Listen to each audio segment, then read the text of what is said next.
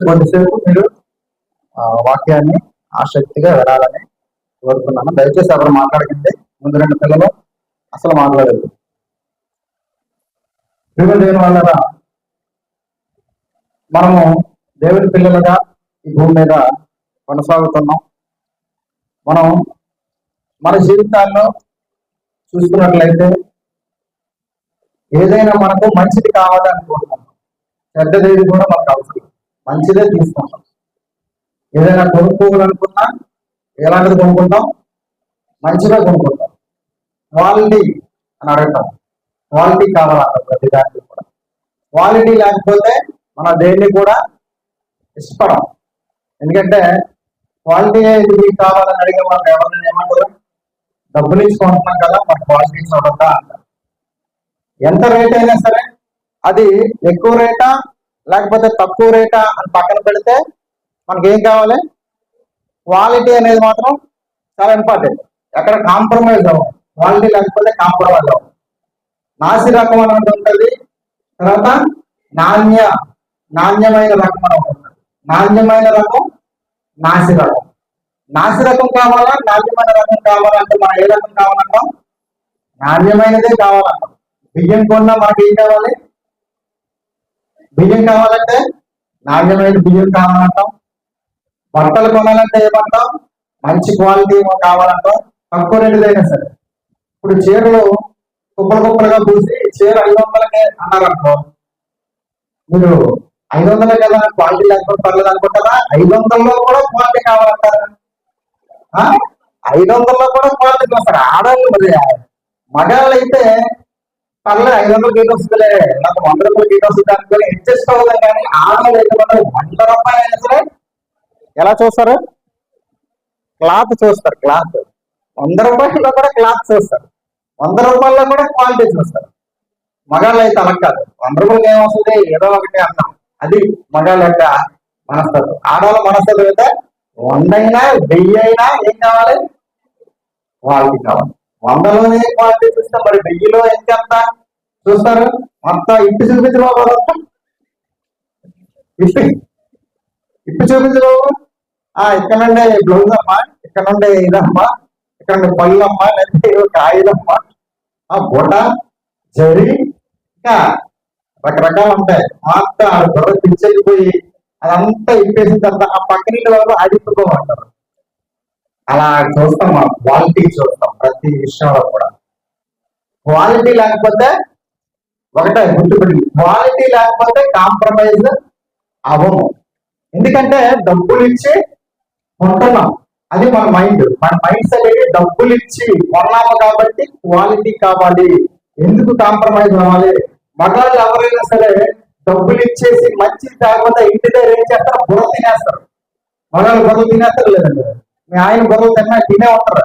ఇటు 500 ఇచ్చేసి ఉల్లిపాయ చేపలు తెచ్చావా, 500 ఇచ్చేసి ఈ మామూలు చేపలు తెచ్చేసావా, 500 ఇచ్చినట్టు చూసుకోవాలి కదా, ఎలా ఉన్నాయి చేపలు అంటారు లేదా? అంటాం. అంటే ఏంటంటే క్వాలిటీ కావాలి. కొన్న దాంట్లో క్వాలిటీ చూస్తాం. దేవుడు మనల్ని కొన్నాడా లేదో చెప్పండి. దేవుడు మనల్ని కొన్నాడా? ఆయన తన స్వరక్తం ఇచ్చి సంపాదించుకున్న సంఘము. ఎవరు? మనం. ఆ మాట ఉందా లేదా? ఉందా లేదా? నేను సొంతం చెప్పానా? చూడండి అపోస్తుల కార్యాలు ఒకసారి. అపోస్తుల కార్యములు 20వ అధ్యాయము 28వ వచనం. 20వ అధ్యాయము 28వ వచనం. దేవుడు తన స్వరక్తమిచ్చి సంపాదించిన తన సంఘము. అసలు మన అంతా ఎవరిని? దేవుడు తన సొంత రక్తాన్ని ఇచ్చి సంపాదించాడు. అంటే ఇది ఏం చేశాడు? మనల్ని అందరినీ కూడా కొన్నాడు. ఆయన మనల్ని కొన్నాడు. ఊరికనే మనమే రాలేదు. ఆయన మనల్ని కొన్నాడు. ఆయన రక్తం ఎలాంటి రక్తము? ఎలాంటి రక్తం?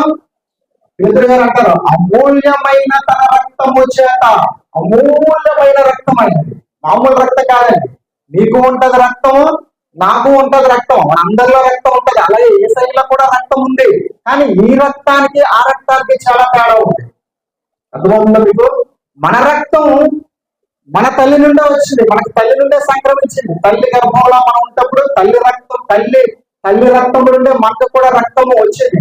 కానీ యేసయ్యకు కూడా అలాగే వచ్చింది రక్తం.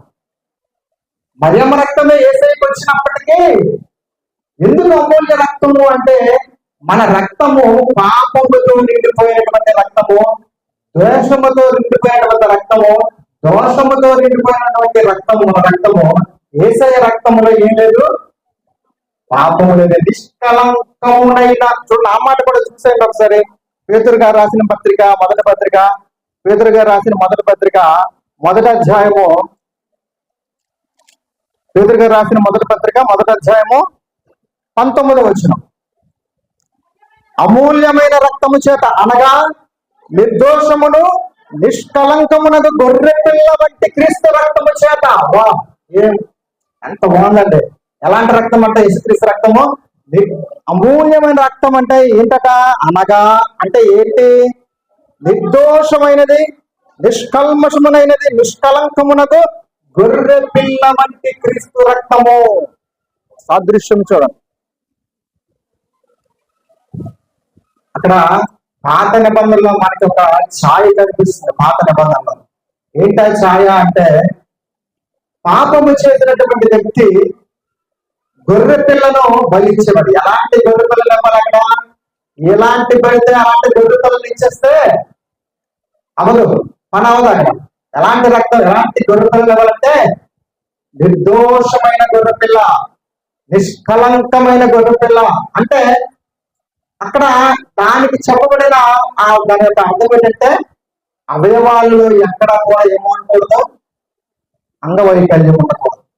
ఎటువంటి ఆ కుంటి గాని, గూని గాని, మెల్ల గాని ఇలాంటివి ఏమి ఉండకూడదు. అందుకని దాన్ని ఏమంటాడు? దేంతో పోల్చాడంటే నిర్దోషమైనది, నిష్కలంకమైనది అని పోల్చాడు. కానీ ఇక్కడ యేసుక్రీస్తు అలాంటి గొర్రె పిల్ల రక్తం అంట యేసుక్రీస్తు ప్రభువు రక్తం. చూడండి, ఆయన రక్తంలో పాపము లేదు. మన రక్తంలో ఏముంటది? ఏముంటాయి? ఆయన పనికిమాలిని ఉంటాయి మన రక్తంలో.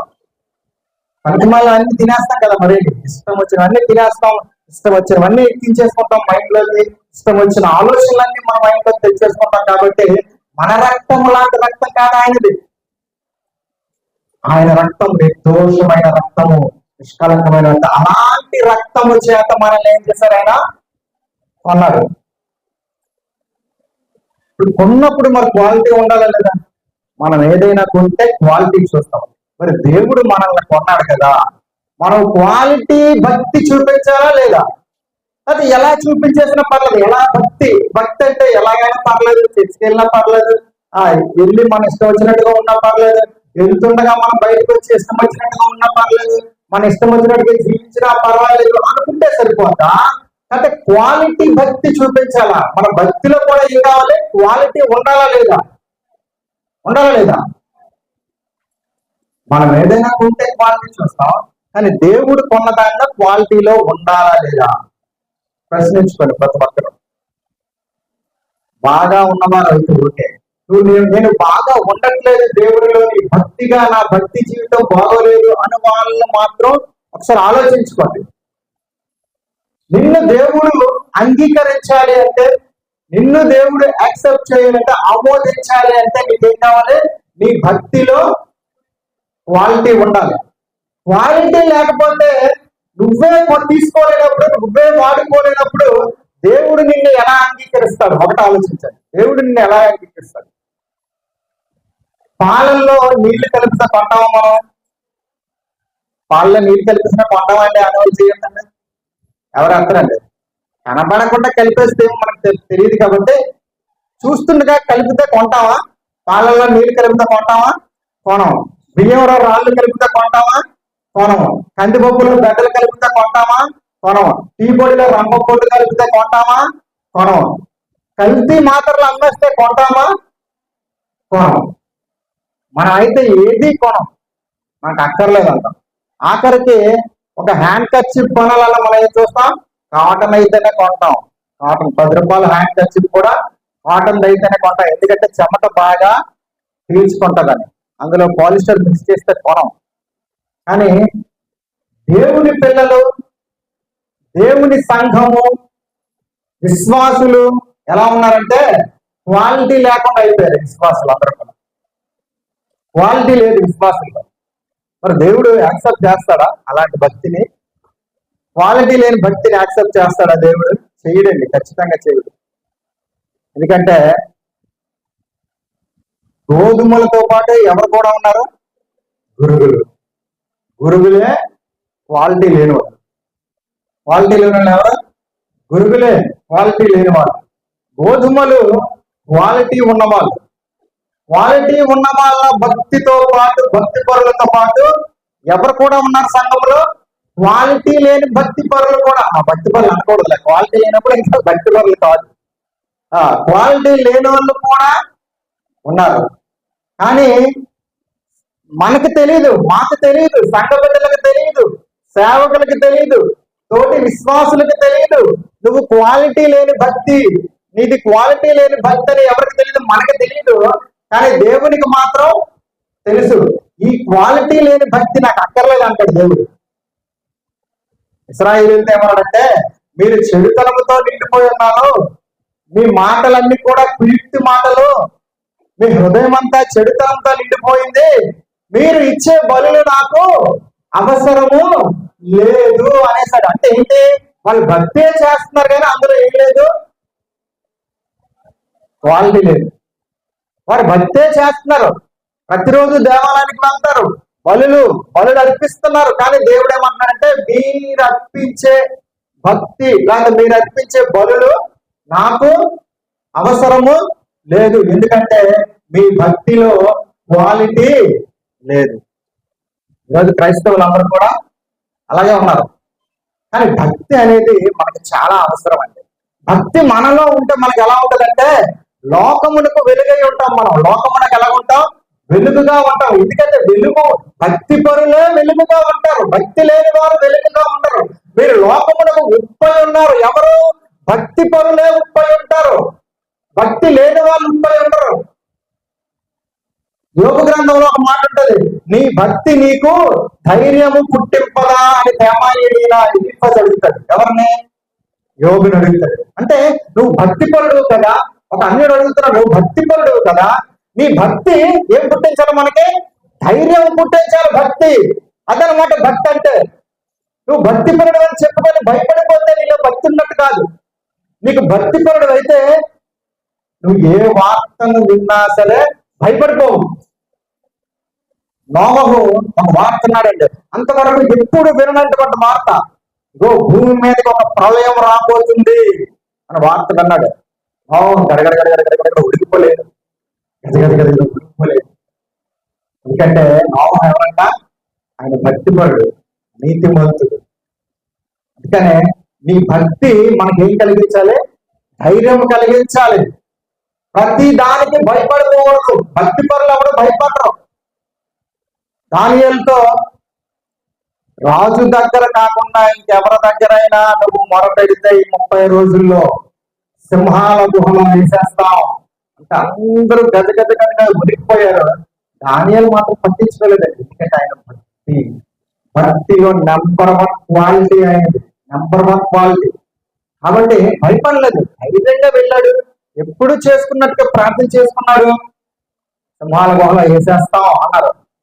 వేసుకోండి అన్నాడు. భక్తి మనకి ఏం కలిగిస్తుంది? ధైర్యం కలిగిస్తారు.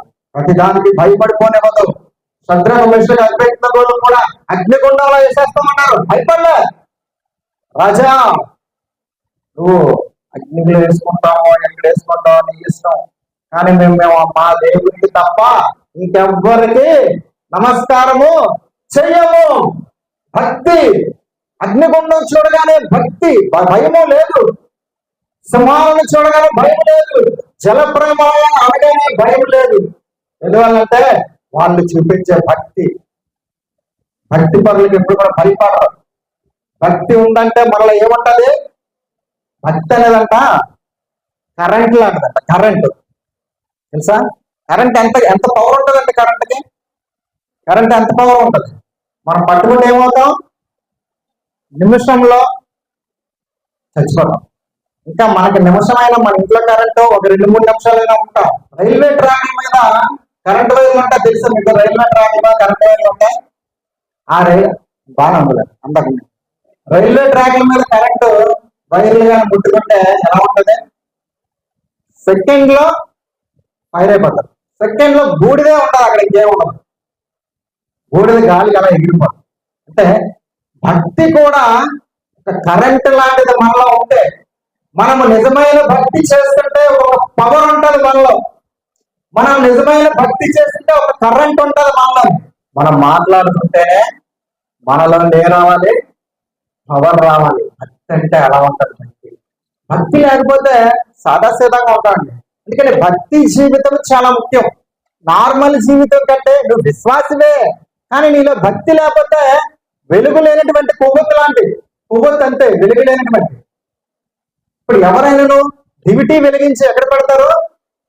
కొండ మీద కానీ లేదా ఎక్కడైనా వెలిగించే చోట పెడతారు, అంతేగాని కొంచెం కింద పెట్టరు, మంచం కింద పెట్టరు. నువ్వు భక్తి లేని విశ్వాసం అయితే మంచం కింద పెట్టినటువంటి వెలుగు లాంటిది. అది ఎవరికి కూడా వెలుగు ఇవ్వదు, అది ఎవరికి కూడా వెలుగును పంచలేదు. అది భక్తి అంటే. భక్తి అంటే క్వాలిటీ ఉండాలి అని మనం నేర్చుకున్నాం. మరి భక్తిని ఎలా కొలుస్తాము? ఒక మనిషిలో భక్తి, ఒక విశ్వాసిలో భక్తి ఉందా లేదా? అతను చూపించే భక్తి నాణ్యమైన భక్తి దేవుడి పట్ల అని కొలవాలంటే దేవుడు ఎలా కొలుస్తాడు? మనం కొలిసేస్తాం కదా. మనం బయటికి చూస్తాము, ఒక వ్యక్తి బయటికి చూసి అతను భక్తిపరుడు అని సర్టిఫికేట్ మనం ఇవ్వాలి, సర్టిఫికేట్. కానీ దేవుడు ఇవ్వాలి సర్టిఫికేట్ ఇవ్వాలంటే అది దేవుని దృష్టిలో క్వాలిటీగా ఉండాలి. దేవుడు ఎలా కొలుస్తాడంటే మనల్ని భక్తిపరుల కాదా అని చూడండి. అపోస్తుల కార్యములు 10వ అధ్యాయము 10వ అధ్యాయం మొదటి నుంచి చదువుదాం. ఇటలీ పటాలమనబడిన పటాలంలో శతాధిపతి అయిన కొర్నేలియాను భక్తిపరుడు ఉండెను. ఎవరన్నారమ్మా? కొర్నేలి అని ఎవరన్నా? అతను ఎవరన్నా?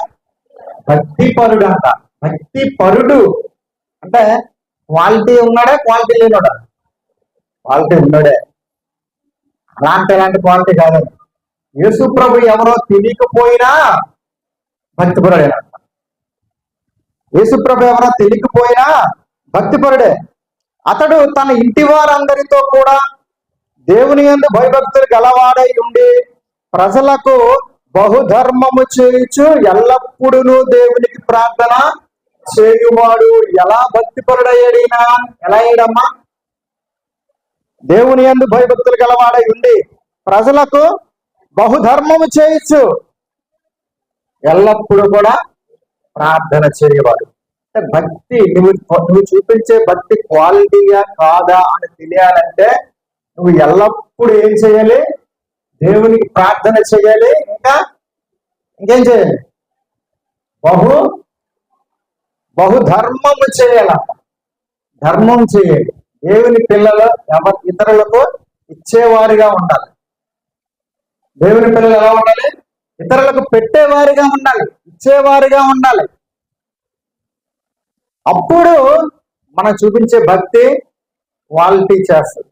అంతేగాని ఎంతసేపు నా కొరకు, నా పిల్లల కొరకు, నా కుటుంబం కొరకు, అంత మనమే చూసుకొని ఇతరుల కోసం ఆలోచించకపోతే మన భక్తిలో క్వాలిటీ లేనట్టే. ఇతరుల కోసం ఆలోచించాలి. రోడ్డు మీద వెళ్ళిపోతుంటే అనేక మంది కనిపిస్తుంటారు మనకి. వాళ్ళ కోసం ఎప్పుడైనా ఆలోచించామా? వాళ్ళ కోసం ఎప్పుడైనా ఆలోచించామా? దీనికోసం ఏదైనా చెయ్యాలి, దీనికోసం ఏదైనా ఇవ్వాలి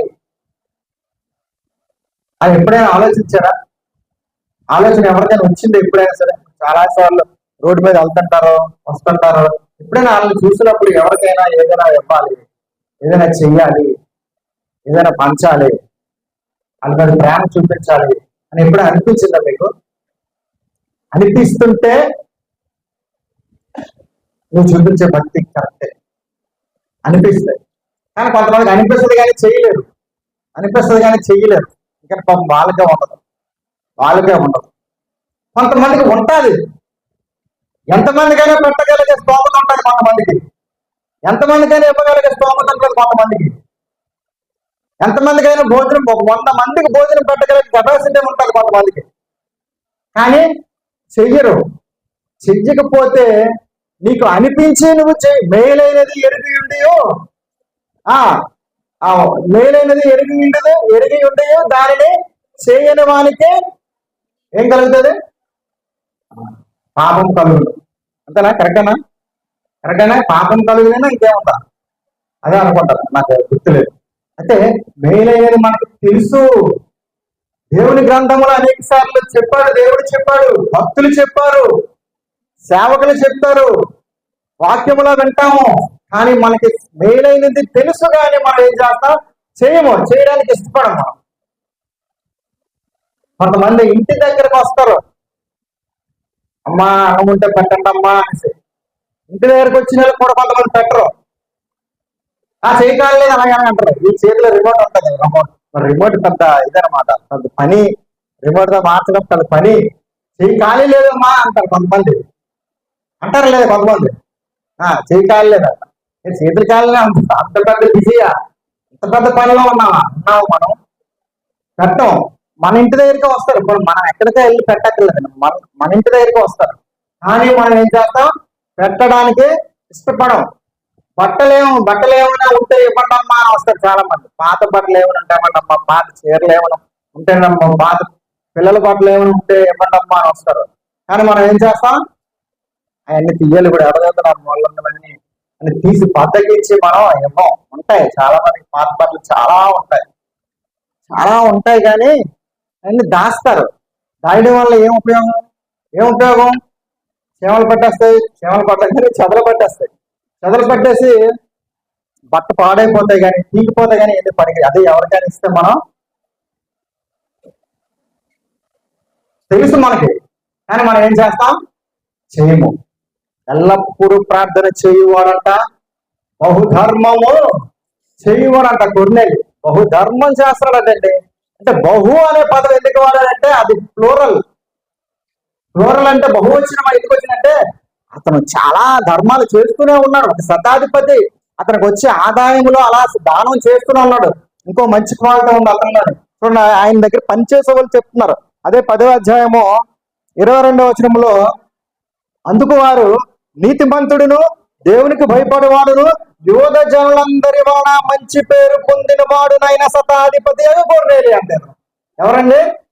యూద జనులు అంటే ఈ జనులు కాదు, వీళ్ళ వంశం కాదు, వీళ్ళ జాతే కాదు. ఇతను కొర్నేలి అంటే రోమన్, ఇతను గ్రీసు దేశస్తుడు, రోమన్ సైనికుడు, శతాధిపతి. యూద జనులందరి వల్ల మంచి పేరు పొందాడట. అసలు యూదులు ఎవరిని మంచోడే అంటారు తెలుసా మీకు ఆ విషయం? యూదులు ఎవరిని కూడా మంచోడు అనుకోరు. సమరయుల్నే దగ్గర చేరనివారు, వాళ్ళు సమరయుల్నే దగ్గరకు రానివారు. అలాంటి యూదులందరి వల్ల ఇతను ఏం పొందాడమ్మా?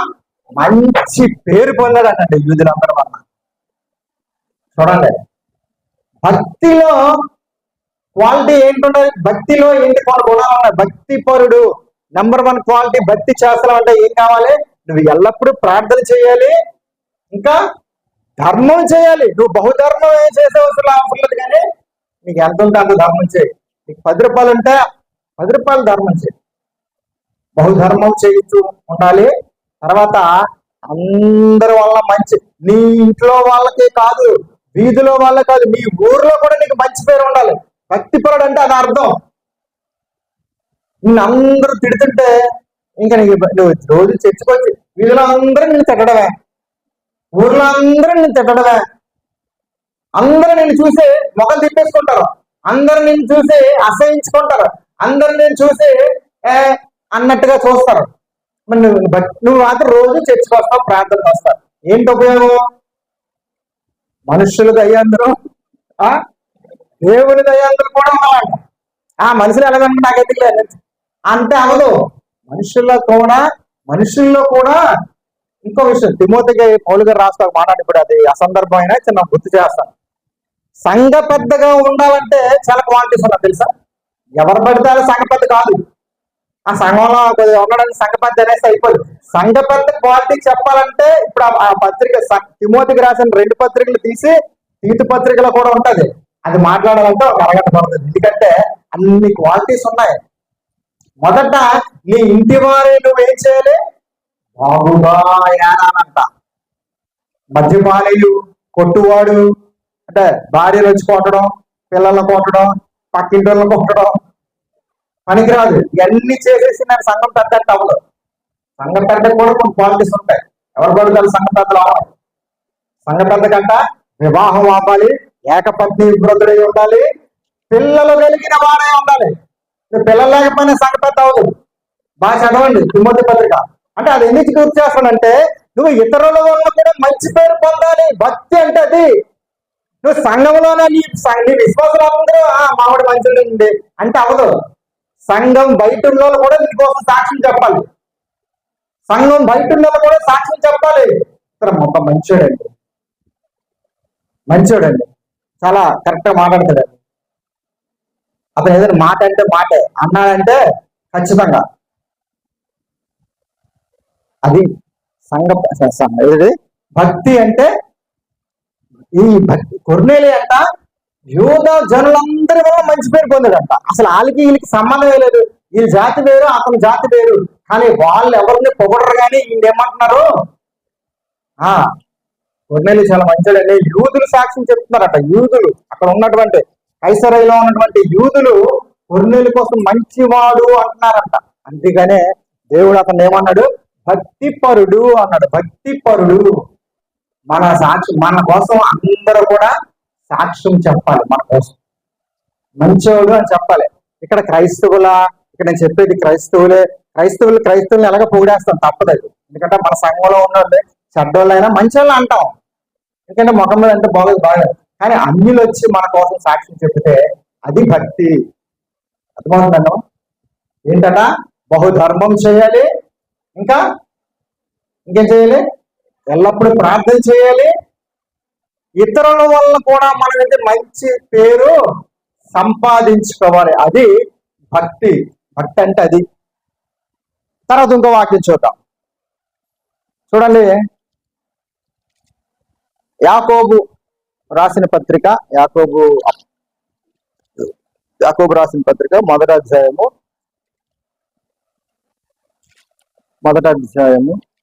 26 నుండి చదువుతాం.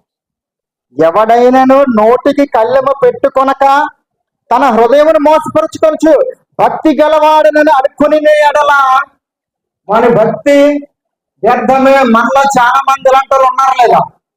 ఎవరో నాకు తెలియదు, కానీ ఉంటారు ఇలాంటి వాళ్ళు. ఒక 10 మంది ఉన్నారంటే 5 మంది వాళ్ళే ఉంటారు. నేను నిజంగా చెప్తాను.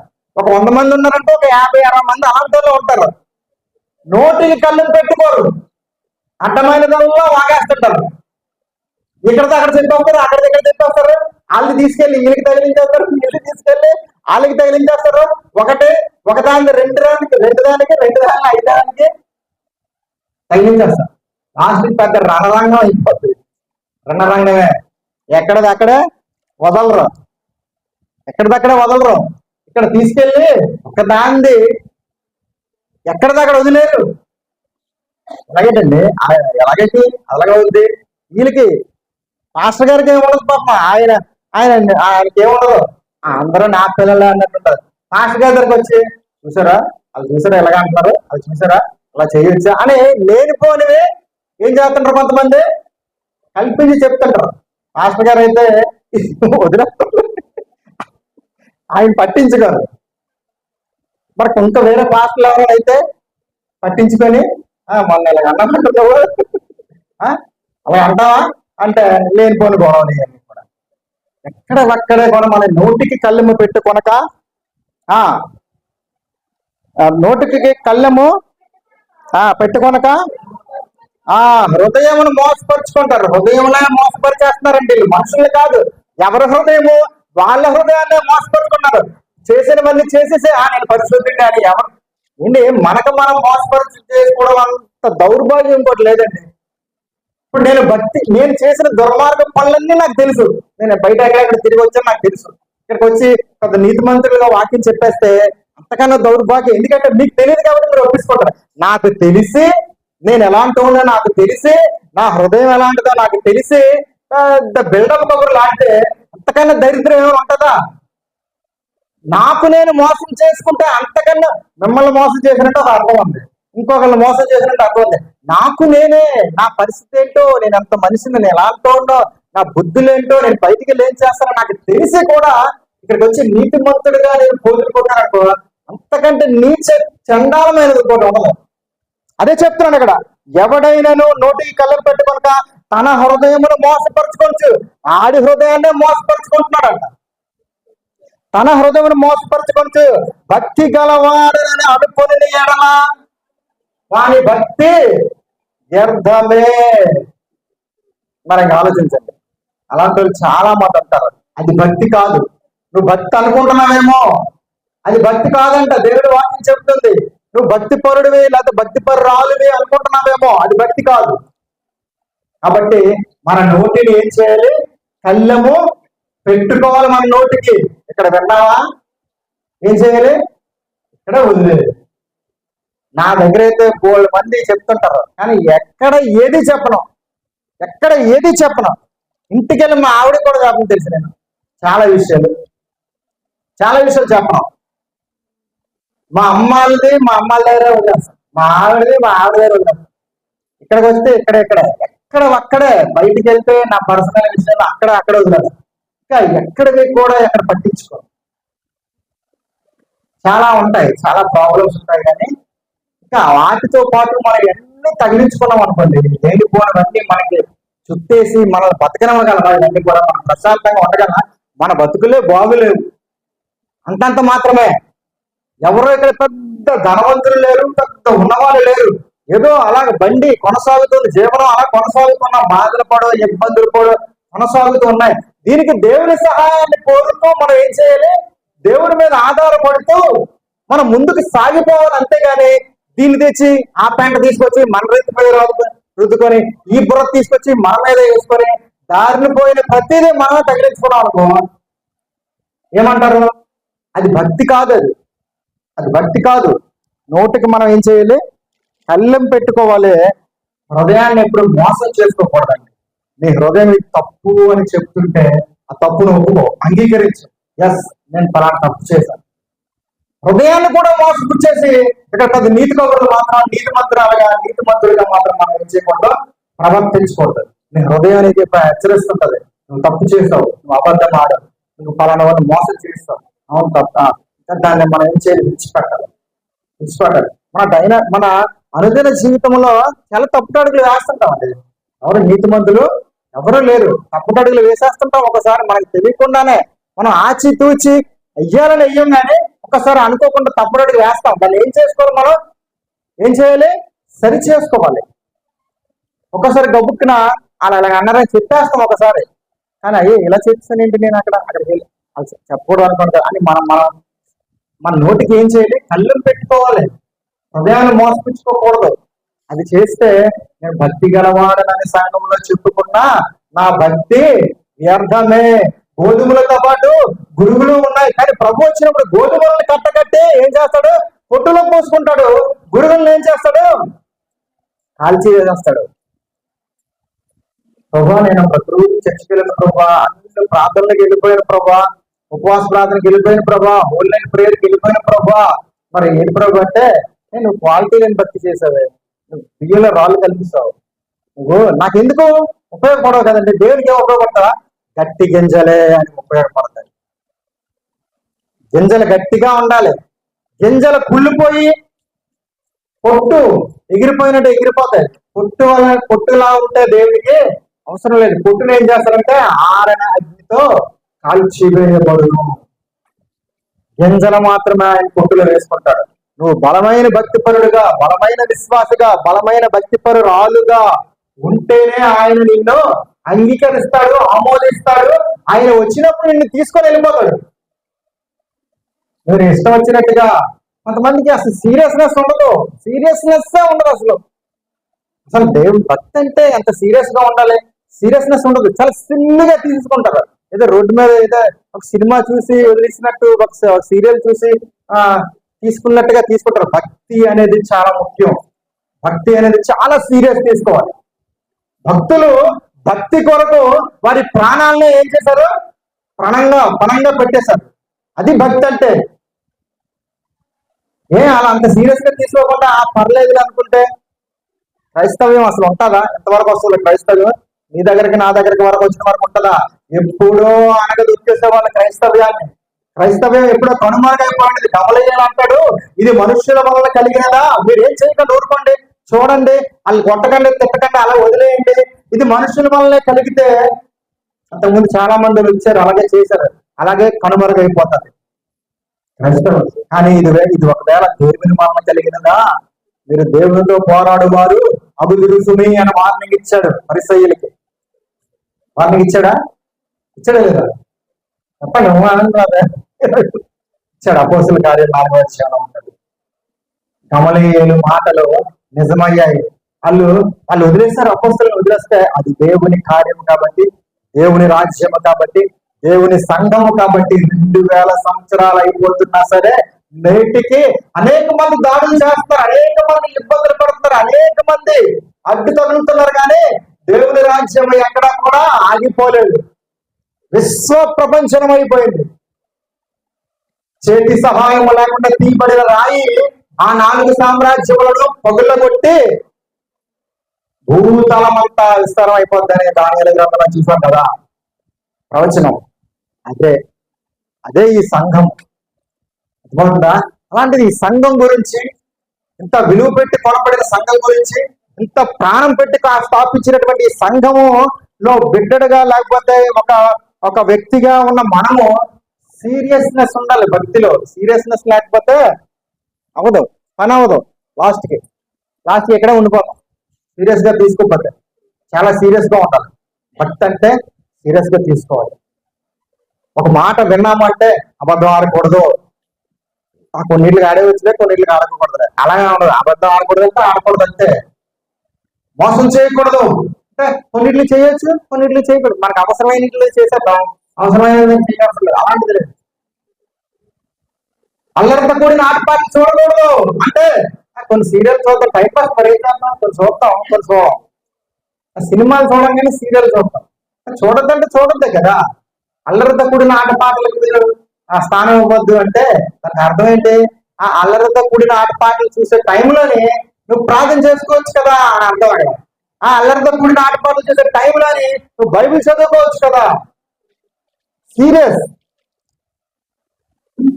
అంతేగాని పర్లేదు చూస్తే ఏటైపోద్ది అంటే సీరియస్ గా తీసుకోవట్లేదు. దేవుని మాటలో చాలా సీరియస్ గా మనము తీసుకోవాలి.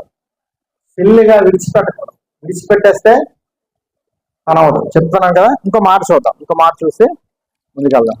అదే యాకోబు పత్రిక అసలు వచనాన్ని వదిలేశాను. 27వ వచనం. తండ్రి అయిన దేవుని ఎదుట పవిత్రమును నిష్కలంకమునైన భక్తి ఏదనగా దిక్కులేని పిల్లలను, విధవరాండ్రను వారి ఇబ్బందిలో పరామర్శించుటయు, ఇహలోక మాలిన్యము తనకంటకుండా తన్ను తాను కాపాడుకునుటే ఇది భక్తి అంటారు. తండ్రి ఎదుట ఏంటి? దేవుని ఎదుట పవిత్రమైనది నిష్కలంకమైన భక్తి అంటే ఏం చెప్తున్నాడు? క్వాలిటీ కలిగిన భక్తి అంటే ఏంటి తెలుసా? నంబర్ 1 నాణ్యమైన భక్తి అంటే ఏంటి తెలుసా అని చెప్పి, దిక్కులేని పిల్లలు మనం ఏం చేయాలి? ఆదరించాలి. విధవరాండ్రను ఏం చేయాలి? పరామర్శించాలి. దిక్కులేని పిల్లల్ని, విధవరాండ్రను ఏం చేయాలి? పరామర్శించాలి. మరి ఇబ్బందుల్లో ఉంటే, దిక్కులేని వాళ్ళు ఉంటారు చాలా మంది. ఇబ్బందుల్లో ఉంటే వాళ్ళని ఆదుకోవాలి. మనకి సాధ్యమైన విధవరాండ్రు ఉంటారు, వాళ్ళని మనం ఆదుకోవాలి. చాలా మంది ఎందుకంటే చాలా మంది చూడండి అనాథాశ్రయం పెడుతుంటారు. ఎందుకు అనుకున్నారు? ఎందుకు ఉడికినే వాళ్ళకి డబ్బు ఎక్కువైపు పెట్టరు. అనాథ పిల్లల్ని స్కూళ్ళు కట్టిస్తుంటారు, అనాథ పిల్లలకి ఆశ్రయాలు కట్టిస్తుంటారు. ఎందుకంటే దేవుని వాక్యము అది వాళ్ళకి తెలుసు.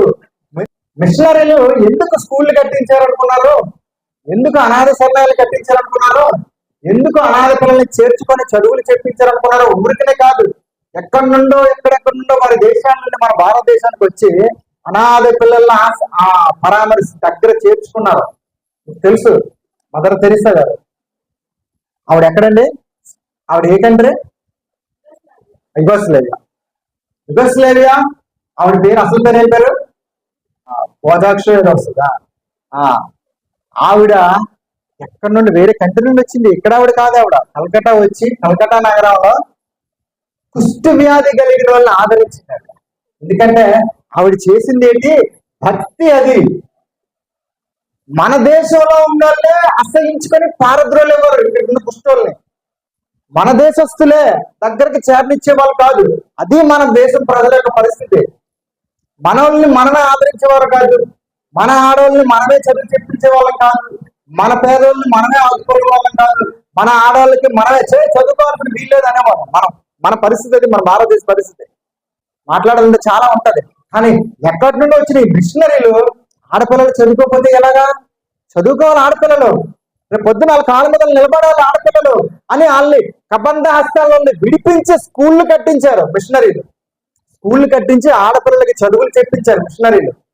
ఈరోజు ఆడపిల్లలు ఓహో చదివేస్తున్నారు ఊరుగా, ఇంజనీర్లను అబ్బాయి ఇబ్బంది. ఎవరి వల్ల అండి? మన భారతదేశంలో చేశారనుకున్నారా? భారతదేశంలో అయితే ముసుగేసుకుని వంటగదిలో ఉండాలి. ఎవరికైనా టీ ఇవ్వాలన్నా అతిథులు వచ్చినప్పుడు ముసుగేసుకుని వెళ్ళి టీ ఇవ్వాలి, ముఖం చూపించకూడదు. తెలుసా మన భారతదేశ పరిస్థితి? అలాంటి ఆడవాళ్ళను బయటికి రప్పించి పోరాడి స్కూళ్ళు కట్టించి ఆడపిల్లలకు కూడా చదువు చెప్పించారు. ఈరోజు ఆడపిల్లలు ఎక్కడున్నారు? పీక్ స్టేజ్ వెళ్ళిపోయారు, తారాస్థాయికి వెళ్ళిపోయారు ఆడపిల్లలు. ఎక్కడ చూసినా, ఏ రంగంలో చూసినా అనాథలు అయితే అసలు చచ్చిపోతుంటారు తిండి లేకుండా. మదర్ తెరిసా ఆవిడ వచ్చి కుష్టి వాళ్ళను ఆదరించి కుష్టి వాళ్ళకి సేవ చేసింది ఆవిడ. భక్తి అంటే అది.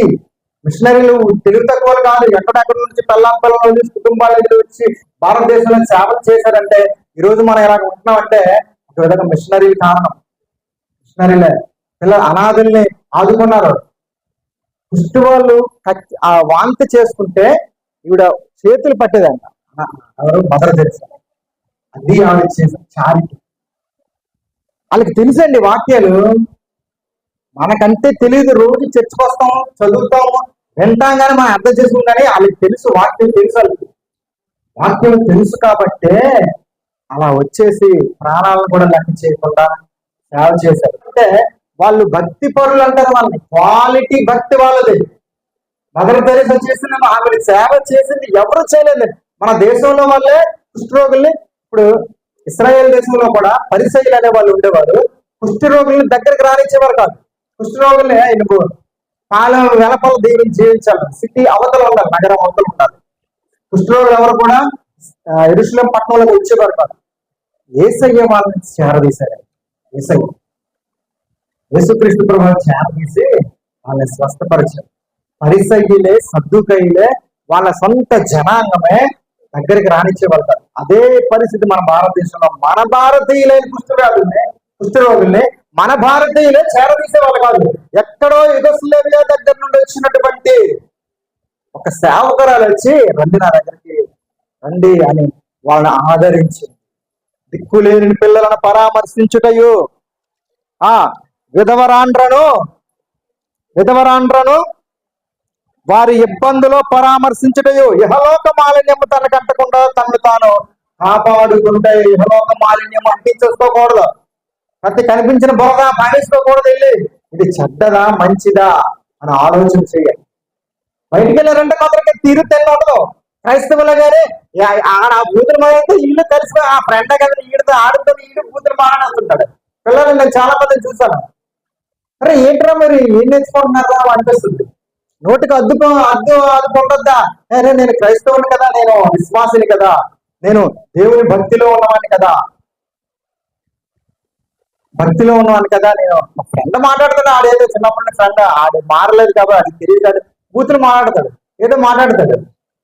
కానీ నేను ఎందుకు ఆడితో కలిసిపోలే ఆడదు. ఆడితో ఉన్నంతసేపు ఈడే ఆడితో కలిసిపోయి వస్తాడు. ఎంత బయటికి వెళ్ళారంటే మందుకి వెళ్ళాలంటే మందుకు పోతారు అంతే. ఇంకా మందుకు పోతారు. సినిమా పోవాలంటే సినిమాకి పోతారు. ఇంకో దగ్గరికి పోవాలంటే ఇంకో దగ్గరికి పోతారు. భక్తి లేదు. ఇహలోక మాలిన్యము అంటుకొనకుండా, ఇహలోక మాలిన్యము తనకంటకుండా తన్ను తాను కాపాడుకోవటమే భక్తి అంట. అంటించేసుకుంటే భక్తి కాదు అది. అంటించుకొని శనివారం వరకు శుభ్రంగా అంటించేసుకొని ఆదివారం వచ్చి చెట్లు కూర్చొని చెప్పారండి అన్నా సరే అది వ్యర్థము. వారం రోజులు మాలిన్యం అంటించుకోకూడదు. ప్రతి చోటుకి వెళ్తుంటాం, ఎన్నో చోట్ల తిరుగుతుంటాం, ఎన్నో ప్రాంతాలకు వెళ్తుంటాం, అక్కడ బొల్లు మలినం ఉంటది, ఎలా ఒక మాలిన్యం ఉంటది. అంటించుకోకూడదు, తప్పది. భక్తి కాదేది. ప్రత్యేకంగా ఉండాలి, ప్రత్యేక పరుచుకోవాలి. అలాగని వాళ్ళని అసహించుకోమని కాదు, వాళ్ళతోనే కలిసి ఉండాలి, కానీ వాళ్ళతో అంటించుకోకూడదు. వాళ్ళతోనే ఉండాలి, వాళ్ళతోనే కలిసి ఉండాలి. ఇప్పుడు డ్యూటీలో ఉన్నామంటే లంచ్ టైంకి 10 మంది ఒక డైనింగ్ టేబుల్ తింటాం, 10 మంది ఒక డైనింగ్ టేబుల్ ఉంటారు. అందులో మనం ఒక్కడే క్రైస్తవుడు ఉంటాం, నీతిగా బతికేవాడు ఉంటారు. అందరూ మామూలుగా ఉన్న వాళ్ళు ఉంటారు, అన్య జనులే ఉంటారు, దేవుడిని ఎరగని వారే ఉంటారు. వాళ్ళు కూరలు వేసుకుంటావు, వాళ్ళ అన్నం వేసుకుంటావు, వేసుకో, తప్పులేదు, తింటావు, వాళ్ళు నువ్వు తింటావు, నీకు తింటావు. కానీ వాళ్ళ హృదయంలో వచ్చే వాటితో నువ్వు కలిసిపోకూడదు. అదే ఇహలోక మాలిన్యం అంటుకోకుండా ఉండడం. వాళ్ళ బండి మీద ఎక్కుతావు, నీ బండి మీద వాళ్ళు ఎక్కించుకుంటావు, వాళ్ళ ఇంటికి నువ్వు వెళ్తావు, నీ ఇంటికి వాళ్ళు వెళ్తారు, వాళ్ళు పెట్టి నువ్వు తింటావు, నువ్వు పెట్టిన వాళ్ళు తింటారు. కానీ ఎక్కడ కలిసిపోకూడదు, ఎక్కడ కలిసిపోకూడదు? ఇహలోక మాలిన్యము. ఇహలోక మాలిన్యము అంటించుకోకూడదు. అది చేసే ప్రతి పనిలోనే పాలిభాగం తీసుకోమని కాదు, కొన్నింట్లోనే. అర్థమవుతుందా? ఇందులో ఏంటమ్మా? ఫస్ట్ ఏంటి? భక్తి అంటే ఏంటి? ప్రార్థన చేయాలి ఎల్లప్పుడు. తర్వాత దాన ధర్మాలు చేయాలి. తర్వాత ప్రజలందరి వల్ల మంచిది, ఇతరుల వల్ల, సంఘములోనే కాదు బయట వాళ్ళ చేత కూడా. ఆ సూపర్ మంచి వ్యక్తి అండి ఆవిడని మన ఇంటికి కూడా పిలుద్దామండి. మన ఇంట్లో గొడవైనా వాళ్ళని పిలుద్దాం, అన్యులే అనుకోవాలి, అలాగా మంచి పేరు ఉండాలి. తర్వాత ఏంటి? నోటికి కళ్ళము పెట్టుకోవాలి, హృదయాన్ని మోసపుచ్చుకోకూడదు. తర్వాత దిక్కులేని పిల్లల్ని ఏం చేయాలి? ఆదరించాలి. విధవరాండ్రని ఏం చేయాలి? పరామర్శించాలి. లాస్ట్ కాదు, ఇహలోక మాలిన్యము అంటుకోకుండా చూసుకోవాలి, చాలా ముఖ్యం. భక్తి అంటే ఇది. భక్తి ఇలాంటి భక్తి నీలో ఉంటప్పుడు ఒక అగ్నిలా కనిపిస్తావు. ఒక అగ్ని నీ దగ్గరికి సాతాను కూడా రావడానికి భయపడతాడు. గడగడ ఉనికేస్తాడు సాతాను కూడా. ఇలా ఉంటే నువ్వు, సాతాను కూడా గదిగది వణుకుతాడు ఇలా బతికితే. చాలా మంది భక్తి అంటే, భక్తికి నిర్వచనం ఏంటంటే చర్చికి వెళ్ళడం, రావడం, వాక్యం చదువుకోవడం, ఏదో ఉండడం, ఎవరితో కలగకుండా అలా నా బతికి. అది కాదు. అందరినీ ప్రేమించాలి. ఇంకోటి తీయండి. పేతురు గారు రాసిన రెండో పత్రిక మొదటి అధ్యాయము 7వ వచనం. భక్తి యందు సహోదర ప్రేమ కూడా కలిగి ఉండాలంట. ఏముండాలి? సహోదర ప్రేమ. మన సహోదరుల్ని, మన సహోదరీమణుల్ని మనం ఏం చేయాలి? ప్రేమించడం కూడా భక్తే. చాలా మంది భక్తి చేస్తారు, వేరే లెవెల్లో భక్తి చేస్తారు. వాళ్ళ అక్క కనిపిస్తే ముఖం తిప్పేసుకుంటారు, వాళ్ళ చెల్లి కనిపిస్తే ముఖం తిప్పేసుకుంటారు. మరి భక్తి మాత్రం మరి మీటర్ గేజ్లో పెరిగిపోతుంటది. అన్నదమ్ముడు కనిపిస్తే ఏం చేస్తాడు? నా స్థలం లాగేసుకున్నాడు. నిన్న పేపర్లు చూసారో లేదు, సొంత తండ్రిని బస్ స్టాప్ దగ్గర ఒక కొడుకు కత్తి పట్టుకొని 13 కోట్లు పొడి చంపేశాడు. తండ్రి చాలా బాగుంది. అంటే ఈ మనసులోని కల్మషము పెరిగిపోతుంది. భక్తి చేస్తూ ఉన్నప్పుడు మనకి తెలియాలి, కోపం వస్తుందండి, సహజం అండి కోపం. సుధీర్ నన్ను ఏదో అన్నాడు అనుకున్నాం, కోపం వస్తుంది. నాకని చిన్నాడు కదా, అలా అన్నం ఏంటంటే కోపం వస్తుంది. పెద్దోళ్ళు కాదు. కోపం వచ్చినా ఎంతవరకు ఉండాలి? ఒక గంట మాట్లాడకుండా, లేకపోతే 2 గంటలు మాట్లాడకుండా ఉంటే తర్వాత ఏదో సందర్భం వచ్చినా మాట్లాడుకుంటే అయిపోయింది. ఇప్పుడు అలాగే నన్ను ఏదో అన్నాను సార్ కోపం వచ్చినట్టు మాట్లాడకుండా 1 గంట 2 గంటలు మాట్లాడకపోతే తర్వాత మాట్లాడుకుని అయిపోయింది కాదు. అది సహోదర ప్రేమ. ఏ కారణం లేకపోయినా, ఏమీ లేకపోయినా గంట 2 గంటలు అయిపోయి, 2 గంటలు 4 గంటలు అయిపోయి, 4 గంటలు 10 గంటలు అయిపోయి, 10 గంటలు ఒక రోజు దాటిపోయి, ఒక రోజు సంవత్సరం దాటిపోయి, సంవత్సరం 4 సంవత్సరాలు అయిపోయి, 4 సంవత్సరాలు 10 సంవత్సరాలు అయిపోతే భక్త నేను ఇలా ఉన్నాను భక్తి అనే ఎవరైనా అంటే దీనికి సమాధానం ఏం చెప్తారు? ఎవరైనా సరే దీనికి ఏం చెప్తారు సమాధానం? దేవుడు అడుగుతాడు, నువ్వు భక్తి పరుడువేనా అని అడుగుతాడు దేవుడు. నేను భక్తి పరుడు ప్రభావ, మరి చూసావు కదా భూమి మీద ఎలా చేశానంటే, మరి మీ అక్షలతో మాట్లాడేదా, మీ అన్నదమ్ములతో మాట్లాడి తెలుసుకున్నావా? వాళ్ళు చూస్తే మొగం తీర్చుకున్నావంట, మొగం తీర్చుకున్నావు. క్షమించావా అంటే క్షమించలేదు ప్రభు. మరి నేనేం చెప్తాను అంత దేవుడు. ఎవరైనా ఎవరితోనైనా కోపాలుంటే ద్వేషాలుంటే ఏం చేయాలి? సహోదర ప్రేమ, భక్తి యందు సహోదర ప్రేమ. లింక్ పెట్టాడు చూడండి, లింక్ అది. భక్తి యందు ఏం చేయాలి? సహోదర ప్రేమ. భక్తి యందు సహోదర ప్రేమ. భక్తి ఒకటే ఉంటే సహోదర ప్రేమ లేకపోతే అవదు. దేవుని వాక్యం గొప్ప, చాలా దీనిగా ఉంటదండి. మనం బాగా ఆలోచించాలి కండి. నిన్ను ఎక్కడ లాక్ చేయాలో అక్కడ చేయాలి దేవుడు, తెలుసా? నువ్వు పేక విడిపించుకుందాం అనుకుంటే కానీ నువ్వు విడిపించుకోలేవు. ఈ లింక్ దొరికింది కదా నన్ను తప్పించుకోవడానికి వస్తుంది, అక్కడే పెడతాడు. భక్తి, నాకు సహోదరులు ఎలా పోయినా పర్లేదు, నాకు భక్తి అని నువ్వు అనుకుంటావు. అందుకని ఏంటంటే భక్తి అందు ఏముండాలి? సహోదర ప్రేమ ఉండాలి. సంఘంలో కూడా సహోదరులు అంటే మన తోడగుట్టిన పనులు కాదు, సంఘంలో కూడా నేను ఆయనతో మాట్లాడను, నేను ఈవిడితో మాట్లాడను, నేను అతనితో మాట్లాడను. ఎన్ని రోజులైంది? ఒక రోజు అయిందా? పర్లేదు, రేపు మాట్లాడే. ఎన్ని రోజులైంది? సంవత్సరం అయిపోయింది, మాట్లాడట్లేదా? భక్తి అందు ఏముండాలి? సహోదర ప్రేమ ఉండాలి. సంవత్సరం నిన్ను మాట్లాడలేదా నువ్వు? జాగ్రత్త, దేవుడు అడుగుతాడు. జాగ్రత్త, దేవుడు ఒప్పుకోడు. వాక్యంలో ఉన్నవన్నీ కూడా వాక్యంలో ఉందండి. సహనం యందు భక్తిని, భక్తి యందు సహోదర ప్రేమను.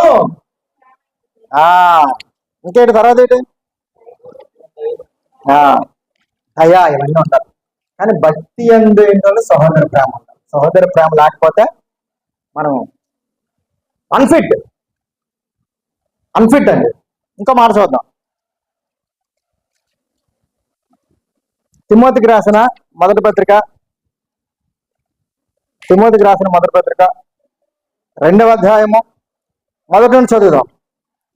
మనము సంపూర్ణ భక్తియు మాన్యతయు కలిగి నెమ్మదిగాను సుఖముగాను బ్రతుకు నిమిత్తము అన్నిటికంటే ముఖ్యముగా మనుషులందరి కొరకును, రాజుల కొరకును, అధికారులందరి కొరకును విజ్ఞాపనములను, ప్రార్థనలను, యాచనలను, కృతజ్ఞతాస్తుతులను చేయవలనని హెచ్చరించుచున్నాను. సంపూర్ణమైన భక్తిపరుడుగా నువ్వు ఉండాలి అనుకుంటే నువ్వేం చేయాలి తెలుసా? రాజుల కొరకు ప్రార్థన చేయాలి. ఏ రాజు అయినా చెయ్యాలి, జగన్ అయినా చేయాలి ప్రార్థన. ఎవరు చేయాలి? చంద్రబాబు నాయుడు అయినా ప్రార్థన చేయాలి. మనకి ఇష్టమైనటువంటి మోదీ అయినా సరే ఏం చేయాలి? ప్రార్థన చేయాలి. అది భక్తి అండి. నువ్వు భక్తిపరుడు అయింది, నేను జగన్నే ఇష్టపడతానంటే కుదరదు. ఇక్కడ దేవుని వాక్యం, నువ్వు లోకంలో ఉంటేనే నీకు అది. నువ్వు భక్తిపరుడుగా ఉండి జగన్నే ఇష్టపడతానంటే అవ్వదు. నువ్వు భక్తిపరుడుగా ఉండి నాకు చంద్రబాబు నాయుడు అంటే ఇష్టం అంటే అవ్వదు. ఇక్కడ యాక్సెప్ట్ చేయదు, వాక్యం యాక్సెప్ట్ చేయదు దానికి. నువ్వు పార్టీలకు అతీతంగా ఉన్నాడు. నువ్వు లోకంలో ఉన్నాడు పార్టీలు అంటాడండి. లోకంలో ఉన్నాడు పార్టీలు అంటాడు. అడిగి కావాలి పార్టీ. నీకు పార్టీలు ఏంటి? దేవుని కుమారుడివి. నువ్వు అందరి కొరకు ప్రార్థన చేయాలి. మోదీ కూడా ప్రార్థన చేయాలి. మోదీ మా దేశాన్ని బాగా పరిపాలించాలని ప్రార్థన చేయాలి. చంద్రబాబు నాయుడు ప్రెసెంట్ అప్పుడు ఆయన ఉన్నాడు కాబట్టి ఆయన కోసం నువ్వు ప్రార్థన చేయాలి. ఆయన లేకపోతే జగన్ వస్తే జగన్ కోసం చేయాలి. నీకు జగను లేకపోతే చంద్రబాబు నాయుడు ఇక ఇంకోడు సంబంధం లేదు నీకు. రాజుల కొరకును అధికారులు అందరి కొరకు చేయాలి. అధికారులు ఎవరు అధికారులు ఉండాలి కోసం చేసేయాలి అంతే. ఎందుకంటే అది నీ బాధ్యత. నువ్వు ఈ భారతదేశ పౌరుడిగా నువ్వు ఉంటున్నావు కాబట్టి ఈ దేశ క్షేమం నీకు అవసరం కాబట్టి నువ్వేం చేయాలి? ఈ దేశం క్షేమంగా ఉండాలి. ఈ దేశాన్ని ఏ పనికి మాలని పరిపాలించినా నీకు అనవసరం. నేను అదే చెప్తాను. నీకు పార్టీలతో సంబంధం లేదు. చాలా మంది నాకు ఆ పార్టీ అంటే ఇష్టం, ఈ పార్టీ అంటే ఏ పార్టీ? గుడ్డి పార్టీ. చాలా మంది క్రైస్తవులకి జగన్ అంటే ఇష్టం. కొంతమంది అంటే ఇప్పుడు జగన్ మంచి పనులు చేయకపోయినా జగన్ అంటే ఇష్టమేనా? చంద్రబాబు నాయుడు మంచి పనులు చేయట్లేదు అయినా నేను చంద్రబాబు నాయుడు ఇంత ఇష్టపడడానికి అర్థం లేదు కదా. ఇక్కడ మంచి చెడు కాదు. ఎవరైనా సరే అధికారములన్నీ కూడా ఎవరు ఇచ్చారు? దేవుడే ఇచ్చారు. జగన్కి అధికారం ఇచ్చినా ఎవరిస్తారు? దేవుడు ఇస్తాడు. 5 సంవత్సరాలు పోయిన తర్వాత జగన్ దించేసి చంద్రబాబు నాయుడుకి అధికారం ఇచ్చారు. ఎవరిచ్చారు? దేవుడే ఇస్తారు. మోదీకి అధికారం ఇచ్చారు. ఎవరిచ్చారు? ఫరోను కూడా ఎవరు ఎన్నుకోరో తెలుసా మీకు? ఇశ్రాయేలీలకి వ్యతిరేకమైన ఫరోను కూడా దేవుడే ఎన్నుకున్నాడు. ఫరోని కాదంటారా? ఫరో మామూలు వస్తుంది అంటారా? అయితే నెబుకద్నెజరు కూడా ఎన్నుకున్నది ఎవరు? ఫరో. పారసీక రాజుని కోరెషుని ఎన్నుకున్నది ఎవరు? నా కుమారుడు వస్తాడు అని చెప్పాడు పారసీక రాజు కోరెష్ కొరకు. తెలుసా? దేవుడు ఎవరికైనా అధికారం ఇవ్వాలంటే ఆయనే ఇవ్వాలి. దేవుడే ఇవ్వాలి. అధికారములని ఆయన చేత నిర్ణయింపబడి ఉన్నది. కాబట్టి ఎవరు అధికారంలో ఉన్నా మనం ఏం చేయాలి? ప్రార్థించాలి. అందుకని నేను అంటున్న క్రైస్తవులు ఎవరు కూడా పార్టీలకు అతీతంగా ఉండాలి. పార్టీలతో మీరు కలపదు. నీకు ఓటు దగ్గరికి వెళ్ళావు, సరే ఓటు దగ్గరికి వెళ్ళక ముందు ఆలోచిస్తావు, జగన్ అయితే ఇప్పుడు పని చేశాడు, చంద్రబాబు నాయుడు అయితే ఈ పని చేశాడు, బుద్ధే అంతే. ఇంక దానికోసం మాట్లాడదు. నీకు ఎవరు నచ్చితే అక్కడ గుర్తిసి వచ్చాడువే. కానీ మీటింగ్లు ఎట్టి జగన్ అలా చేశాడు, చంద్రబాబు ఎలా చేశాడు, మీటింగ్లు ఎట్టి వాదనలు ఎట్టుకొని చాలా మంది ఇలాంటి పనికిమాల వాదనలు ఆడుతుంటారు. ఎందుకో అర్థం కాదు. ఎవడేం చేసినా సరే 5 సంవత్సరాలే. జగన్ ఉన్న 5 సంవత్సరాలే, చంద్రబాబు నాయుడు ఉన్న 5 సంవత్సరాలే, పవన్ కళ్యాణ్ వచ్చినా ఏమో ఓడపడిసి ఒక 15 సంవత్సరాలు 5 సంవత్సరాలు ఉండిపోడు పవన్ కళ్యాణ్ అని. ఎవరైనా సరే 5 సంవత్సరాలే ఉంటారు. 5 సంవత్సరాలు ఉన్నోడికి నీకు ముఖ్యమా? నువ్వు ఓటేస్తే గానీ గెలవనోడి కోసం నీకు ఎందుకంట ఆరాధన? నేను దేవుడు నీకు వాళ్ళ కోసం ప్రార్థన చేయమన్నాడు. ఎవరు అధికారంలో ఉన్నా సరే ప్రార్థన చేయి. ప్రార్థన చేసి అదే చెప్తున్నాడు అక్కడ. ఏంటంట? రాజుల కొరకును అదే భక్తి.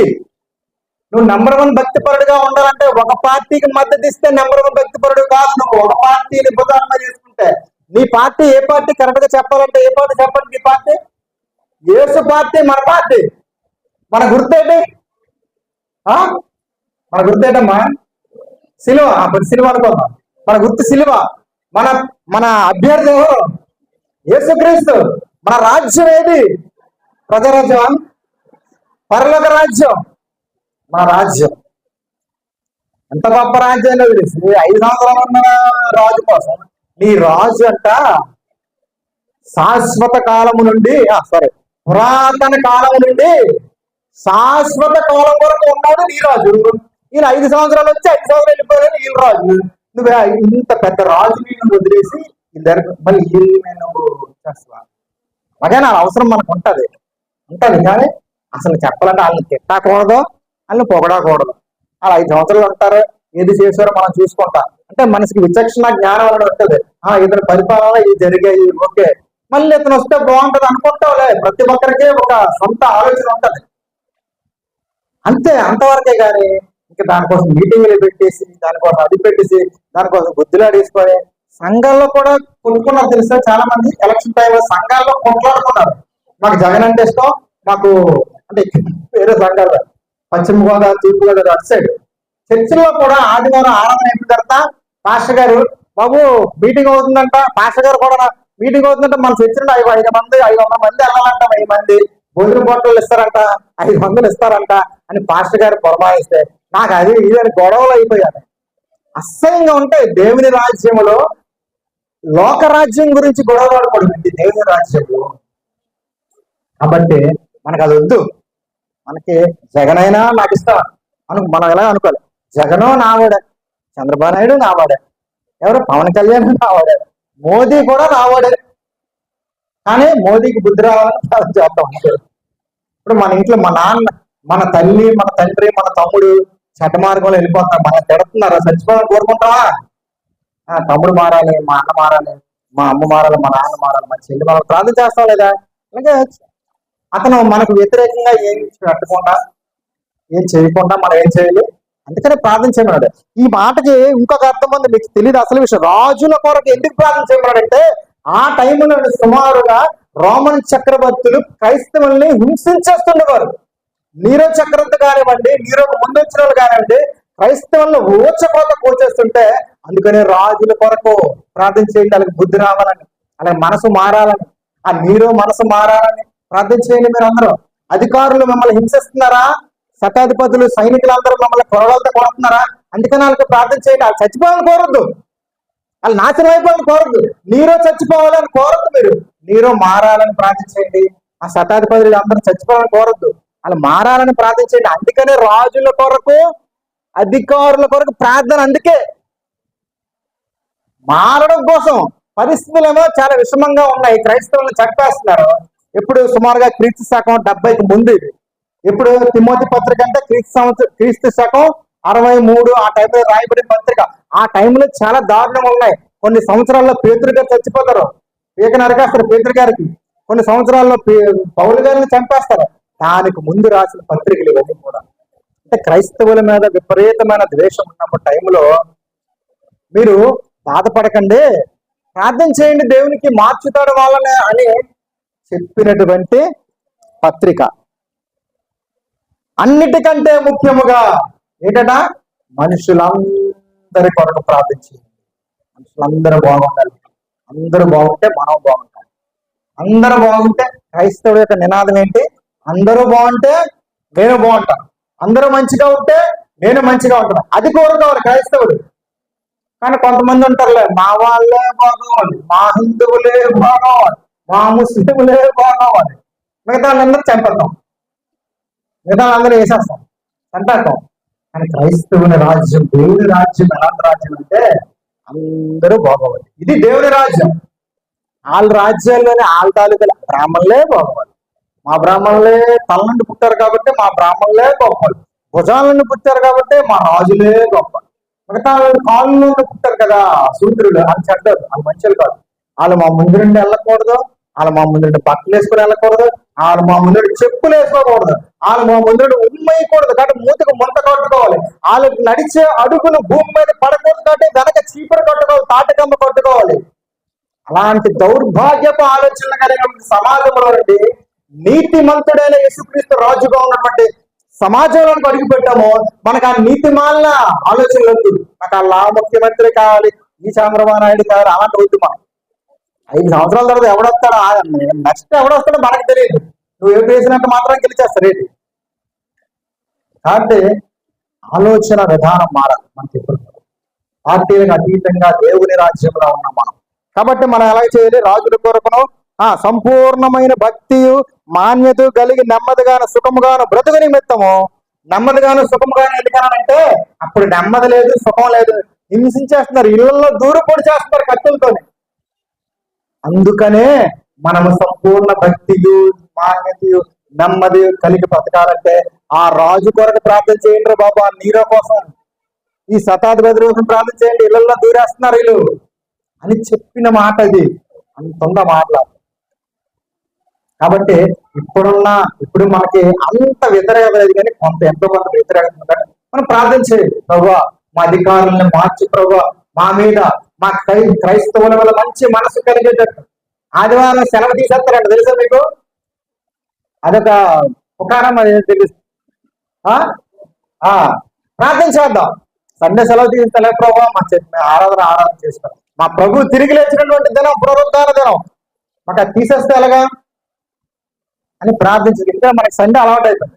దుబాయ్లో అయితే సండే ఉండదు, శుక్రవారం ఆరాధన చేస్తారు.